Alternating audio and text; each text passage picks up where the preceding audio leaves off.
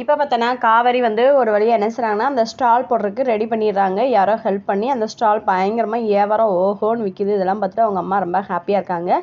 அங்கே நிவின் வராங்க. நீ வந்து இந்த டயத்தில் இப்படி பண்ணுறியே, இந்த இதெல்லாம் உனக்கு நல்லதா அப்படின்ற மாதிரி தயவுசெய்து யார்ட்டையும் சொல்லாதீங்க, இப்போ சூழ்நிலை சரியில்லை அப்படின்றாங்க.